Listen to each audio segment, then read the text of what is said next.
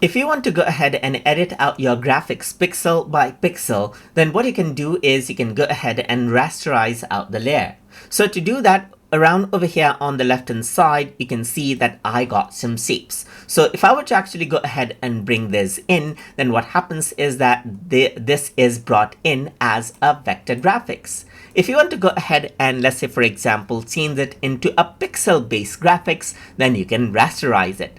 So what you can do is you can go around over here just like this. You can right click on the layer right here for that, or you can also go ahead and right click over here on this particular shape right here, and then you can see that rasterize is an option.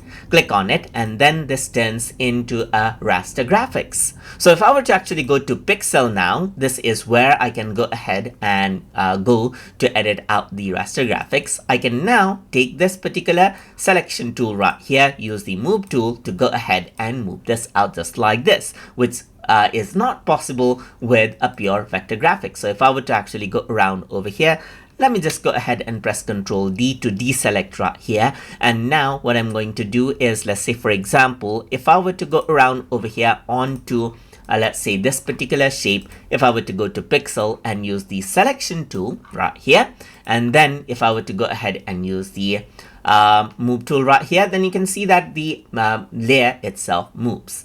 So apart from that, what I can also do, let's say for example, I'm going to go to file, I'm going to go to place, and then I'm going to go ahead and import out this particular image that I have right here. So as I click on this, this is an image. So now if I were to go to pixel and let's say for example, use my selection tool, then I can still not move this.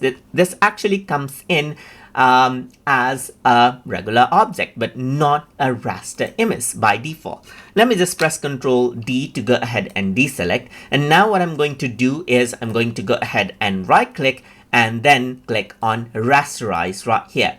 Once I go ahead and do that, then what I can do is I can select out with the selection tool, move this out right here just like this, and you can see that this is what you have now. So that is how you can go ahead and work around with the rasterize layer option inside of Affinity.